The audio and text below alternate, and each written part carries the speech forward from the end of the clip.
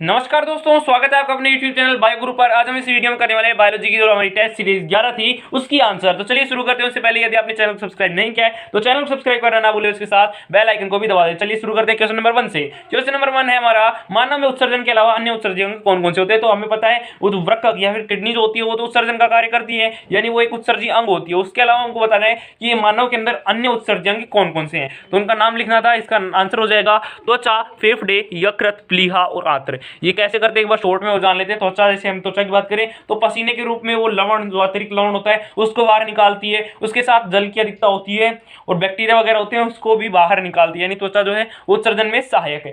फेफड़े की अगर बात करें तो फेफड़े जो है वो कार्बन डाइऑक्साइड को बाहर निकालते हैं, जो हमारे लिए विषैली गैस एक प्रकार से होती है। तो जो कार्बन डाइऑक्साइड होती है वो हमारे लिए विषैली होती है और फेफड़े जो है उन्हें निकाल देते हैं, यानी उनका उत्सर्जन करते हैं। तो इन्हें भी हम एक उत्सर्जी अंग मान सकते हैं। अगला है यकृत। तो यकृत कैसे उत्सर्जन में सहायता करता है।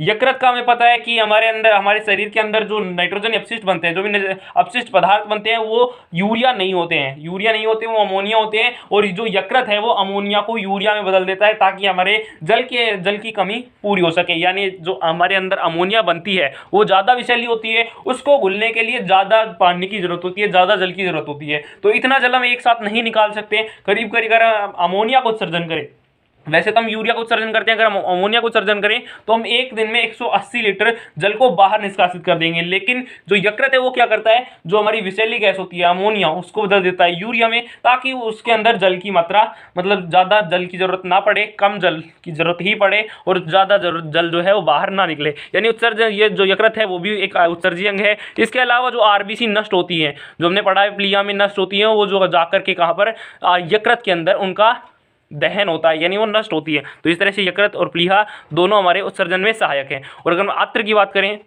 तो आंत्र क्या करती है, जो अपचित भोजन होता है, हमने जो भोजन खा लिया है आंत्र में उसका अवशोषण होता है। उसके अलावा जो अपचित भोजन होता है उसका वो भी निष्कासन करती है, यानी ये भी उत्सर्जन में एक महत्वपूर्ण अंग है, यानी ये भी एक उत्सर्जी अंग है। तो ये हो गए उत्सर्जी अंग। अगला क्वेश्चन है क्वेश्चन नंबर 2, मानव में दुर्गंध किस पदार्थ की उपस्थिति के मूत्र में दुर्गंध किस पदार्थ की उपस्थिति के कारण आती है। तो हमें पता है मानव जो मूत्र होता है, जो ताजा मूत्र होता है, उसके अंदर दुर्गंध आती है। तो यहाँ पर पूछ रहा है कौन से पदार्थ या किसकी उपस्थिति के कारण आती है। तो इसका आंसर हो जाएगा यूरिनॉइड। तो ये आपको याद रखना है, यूरिनॉइड के कारण ताजा मूत्र के अंदर दुर्गंध आती है। अगला क्वेश्चन है क्वेश्चन नंबर 3, Na+ यानी सोडियम जो आयन होता है उसका पुनः अवशोषण कौन सा हार्मोन बढ़ाता है। तो हमें पता है जो नेफ्रॉन होता है उसके अंदर, बोमेन संपुट के अंदर सभी जो विलेयशील पदार्थ होते हैं, विलेयशील पदार्थ, अविलेयशील पदार्थ, जो भी पदार्थ होते हैं उनका अवशोषण, उनका निस्यंदन हो जाता है। वहां पर परानिस्यंदन की क्रिया होती है। उसी के अंदर जो हमारा सोडियम आयन है वो भी अंदर आ जाता है बोमेन संपुट के अंदर। उसके बाद में उसका पुनः अवशोषण होता है, यानी वहां पर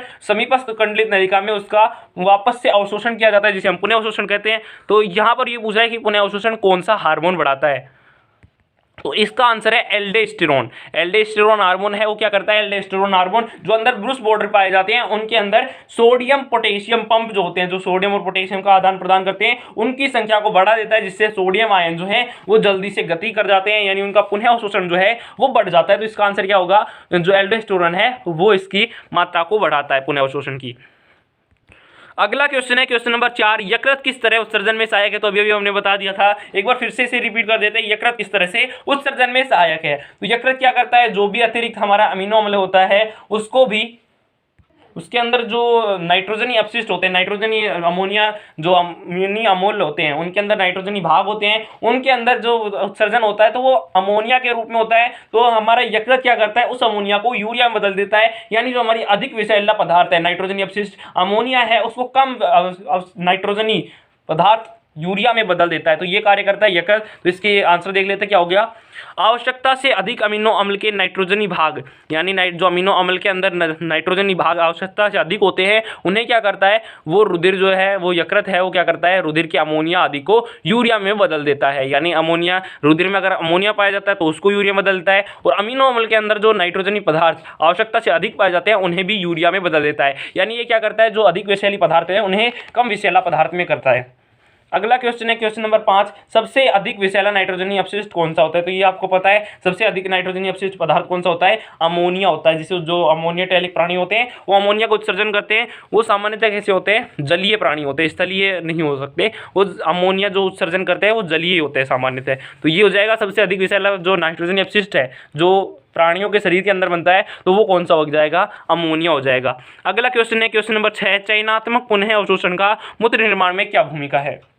तो पहले तो आपको ये पता होना चाहिए कि चयनात्मक पुनः अवशोषण कहते किसे हैं। तो जो हमने बोमेन संपुट पढ़ा था, जैसे अगर हम बताएं बोमेन संपुट, ये हमने बोमेन संपुट पढ़ा, उसके अंदर यहाँ पर ये कोशिका गुच्छ या फिर जिसे हम ग्लोमेरुलस कहते हैं, तो ये पाया जाता है कोशिका गुच्छ। अब यहाँ से रक्त जो है वो अंदर आता है और यहाँ पर जो क्षनिक तत्व है, परानिषेधन की क्रिया होती है जिससे बहुत सारा निषेधन जो है वो अंदर आ जाता है बोमेन संपुट के अंदर, और फिर ये समीपस्थ कुंडलित नलिका हो गई और आगे चलकर इस तरह से हम मान सकते हैं समीपस्थ, उसके बाद में हेनले का लूप, दूरस्थ कुंडलित नलिका, इस तरह से होता है। अब यहाँ पर जो परानिषेधन की क्रिया होती है, इसके अंदर क्या होता है, जो भी पदार्थ होते हैं वो सारे के सारे, बहुत सारे निषेधन जो है वो इसके अंदर आ जाता है। इसके अंदर उत्सर्जी पदार्थ भी होते हैं और उसके जो साथ जो आवश्यक पदार्थ होते हैं जो हमारे शरीर के लिए आवश्यक हैं वो भी इसके अंदर आ जाते हैं। तो अब यह क्या करती है, ये जो रुधिर वाहिनी होती है यहाँ पर एक जाल बना लेती है। अब इस जाल में क्या होगा, ये वापस से इसका अवशोषण होगा, यानी यहाँ पर चुन चुन के अवशोषण होगा। जो उत्सर्जी पदार्थ है उनको छोड़ दिया जाएगा और जो आवश्यक पदार्थ है उनका चयन करके इसका अवशोषण कर लिया जाएगा। यानी यहाँ पर क्या हो रहा है, चयन हो रहा है, जो हमारे लिए आवश्यक है उनका चयन हो रहा है और फिर उसका अवशोषण हो रहा है। यानी यहाँ पर जो है चयनात्मक पुनरावशोषण हो रहा है, चयन हो रहा है और फिर उसका वापस से अवशोषण हो रहा है। इसको हम कहते हैं चयनात्मक पुनरावशोषण। तो ये तो आपको समझ में आ गया कि चयनात्मक पुनरावशोषण किसे कहते हैं। अब ये भी जान लीजिए इसकी मूत्र निर्माण में क्या भूमिका होती है। तो इसकी मूत्र निर्माण में देखिए क्या भूमिका होती है।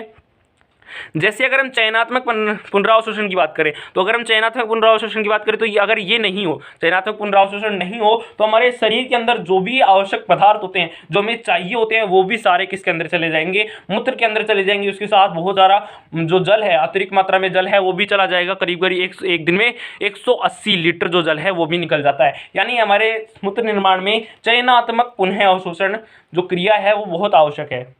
इसी के द्वारा अगर ये चयनात्मक पुनरावशोषण हो जाता है तभी मूत्र निर्माण होता है। अगर चयनात्मक पुनरावशोषण नहीं होगा तो मूत्र निर्माण भी नहीं होगा, क्योंकि मूत्र के अंदर उत्सर्जी पदार्थ के साथ साथ जो आवश्यक पदार्थ है वो भी चले जाते हैं।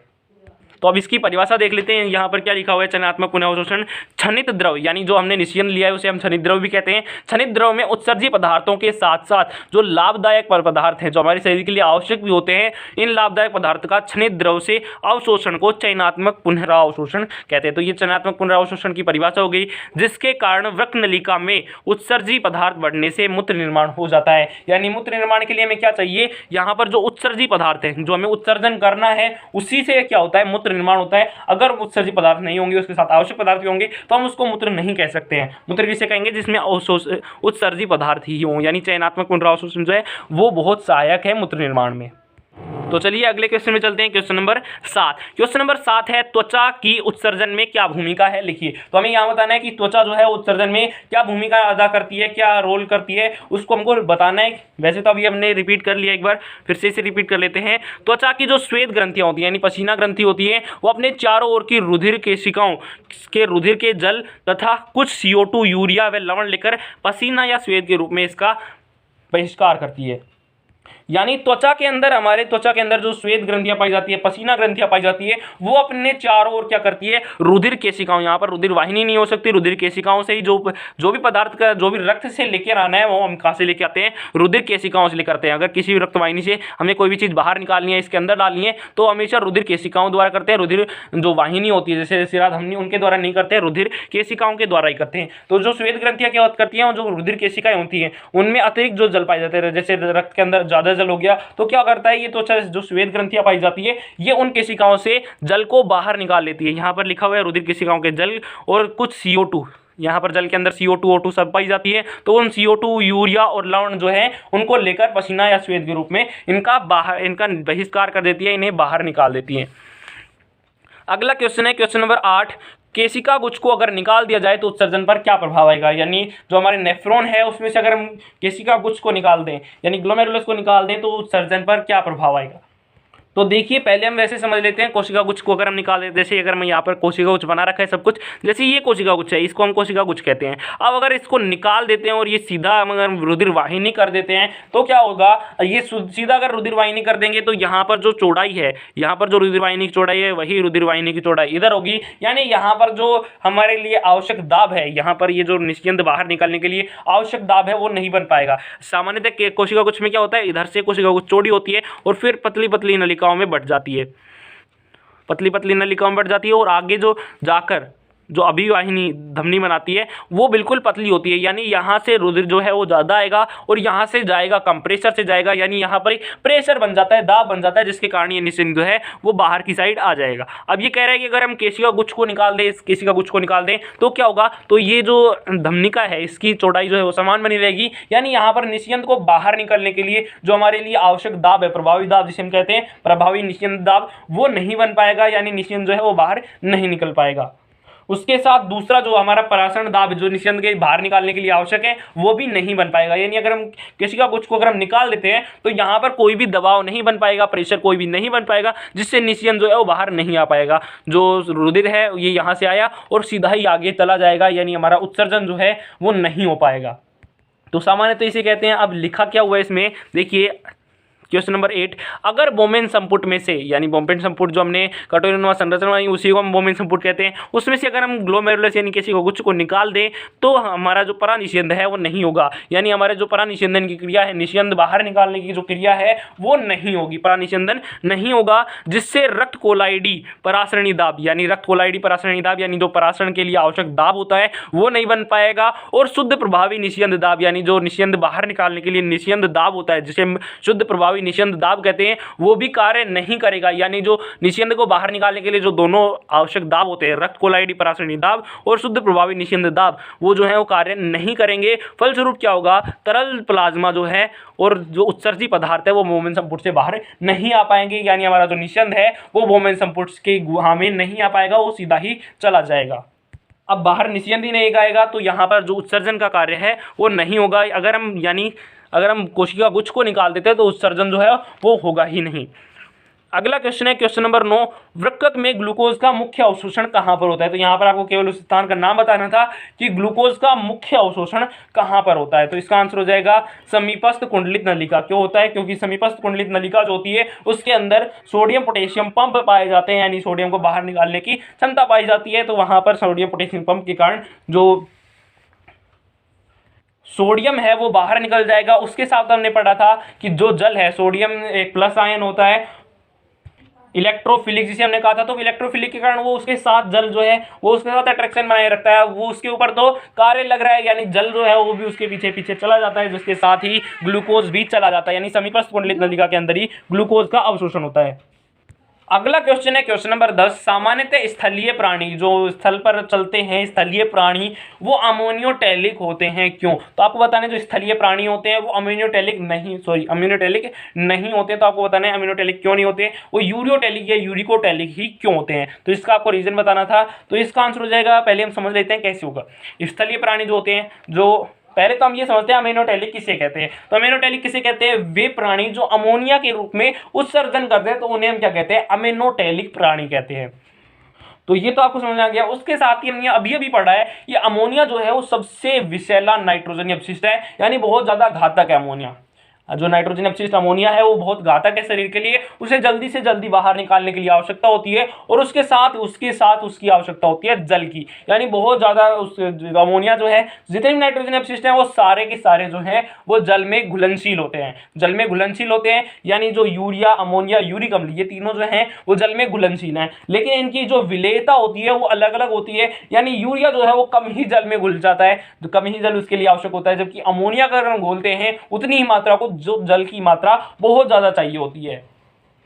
यानी कि जो भी अमीनोटेलिक प्राणी होते हैं जो अमोनिया के रूप में उत्सर्जन करते हैं वो बहुत ज्यादा जल की मात्रा होती है। तो ये सामान्यतः प्राणी होते हैं, ये कौन से होते हैं, समुद्र में अथाह जल होता है। अब अगर उनको अमोनिया निकालना है तो वो सीधे ही अमोनिया को कहां पर डाल देते हैं, जल में डाल देते हैं। अब वो जल में घुलनशील है, वहीं पर घुल जाती है और निष्क्रिय हो जाती है। जबकि अगर हम स्थलीय प्राणी की बात करें, स्थलीय प्राणी में अमोनिया का होता है तो वहां पर वो सीधे ही विसरित नहीं कर पाता, उसे क्या होती है, जल की बहुत ज्यादा आवश्यकता होती है, और जो अमोनिया की विलेयता है वो बहुत ज्यादा है, यानी इसकी कुछ ही मात्रा के लिए बहुत ज्यादा जल की आवश्यकता होती है। इसलिए स्थलीय जो प्राणी होते हैं वो अमीनोटेलिक नहीं होते हैं। और स्थलीय जो अमीनोटेलिक प्राणी होते हैं वो कौन से होते हैं, सामान्यतः समुद्रों के होते हैं, जो समुद्र में पाए जाते हैं, क्योंकि वहां पर सीधा ही जल पाया जाता है, उस जल में सीधे ही विस्तृत कर देते हैं। तो इसका आंसर देखते हैं, इसका आंसर क्या होगा, अमोनिया जो है वो एक विषैली गैस है। बिल्कुल सही बात, अभी हमने पढ़ा, सबसे विषैला नाइट्रोजन अपशिष्ट है।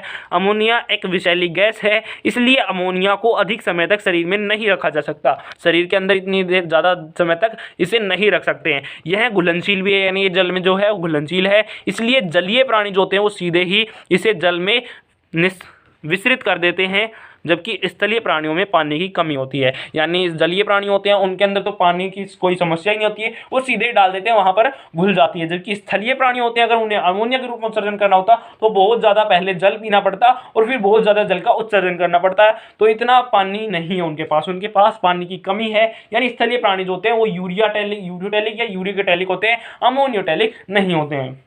तो ये थी हमारी आज की इस वीडियो के 10 क्वेश्चन के आंसर।